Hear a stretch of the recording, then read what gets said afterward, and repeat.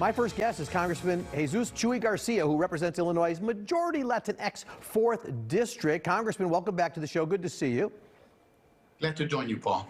So let's start about all that President Biden is doing. I know in general you're likely pleased with it, but here's the thing. He puts a pause on deportations for 100 days, and then you have a Trump-appointed judge in Southern District of Texas, at the encouragement of the Attorney General there, halt that order. So the problem with executive actions when it comes to immigration is that they can be challenged and, in this case, held off for a while. That's right. It's not surprising that the Attorney General in Texas would take that action, and that a district court federal judge would, put a halt on the moratorium. Texas has had that type of a history, and that's why we really need to get to codifying the types of changes in our broken immigration system that only passage through the House and the Senate can achieve. And that's why I am looking forward to this being a key year where we enact immigration reform. People have been clamoring for it. It has great popularity among the American electorate. Around 81% of people, regardless of their political affiliation, think that it needs to happen. So I'm optimistic that we will do something this year and that it will be significant. A couple of other pieces I just want to get your take on. DACA, the president reinstating DACA, but that means that can get challenged. Do you anticipate Republican challenges to the DACA program? It remains to be seen. DACA has been challenged throughout the 4 years of the Trump presidency. They were unsuccessful in seeking to strike it down. It's good that the president has signaled that he supports it, but I'd like to see the DACA class of many young people, many who are essential workers contributing to our country, have that pathway to legalization and citizenship, along with people like many Central Americans who have the temporary protective status.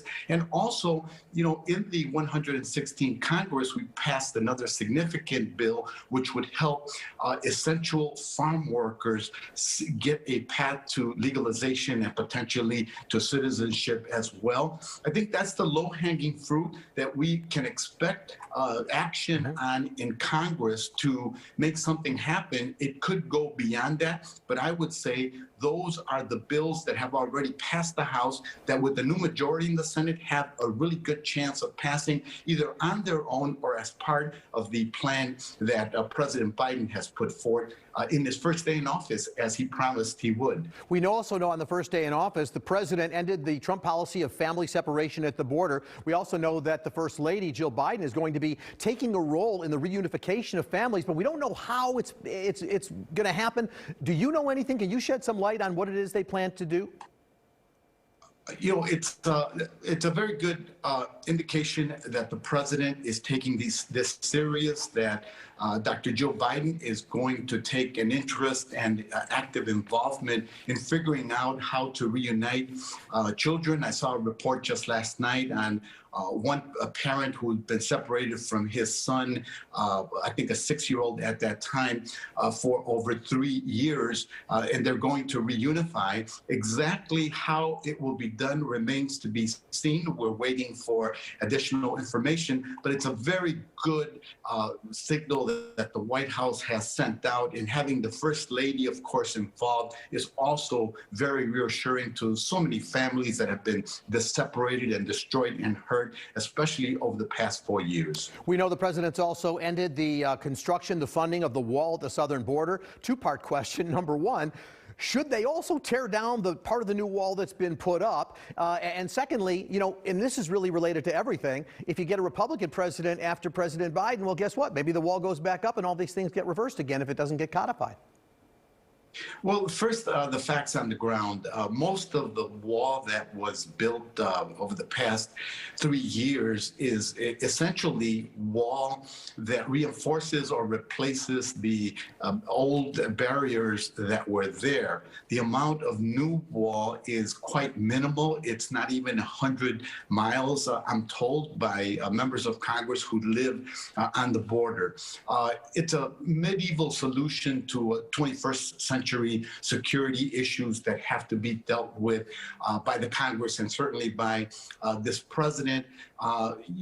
If we pass immigration reform, we won't need to be having a debate about what type of a wall, how high it's going to be, or whether we're going to do more humane things. The facts on the ground are that immigration from Mexico over the past 4 years has pretty much come to a standstill.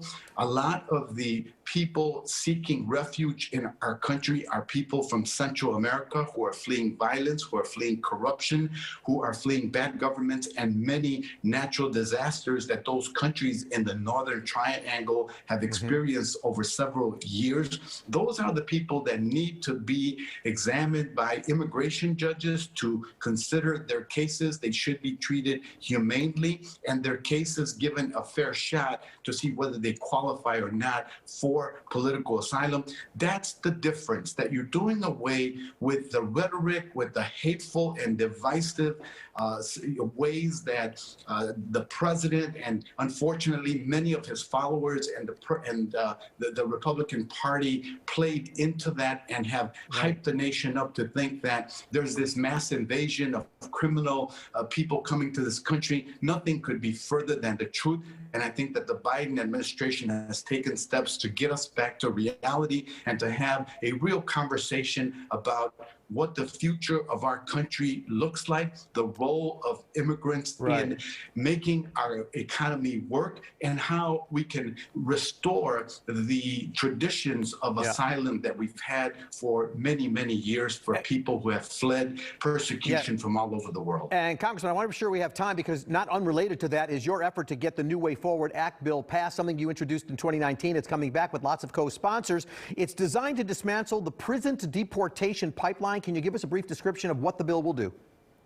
Yeah, essentially the bill would bring back judicial discretion, that is, empower judges who are trained, who have an understanding of the law, who can look at all of the circumstances of individuals that will go before them and make decisions based on that. It seeks to disentangle the broken criminal justice system in our country from the immigration system. It seeks to stop treating refugees coming to our shores as criminals and end the practice of mandatory detention and family separation. This is what we need to do to roll back the harmful immigration laws that result in racial profiling, disproportionate incarceration, deportation, and the separation of immigrant families and communities of color. Just as the country is reckoning with the impact of the criminal justice system on communities of color and mass incarceration, and people are calling for change, and change is occurring.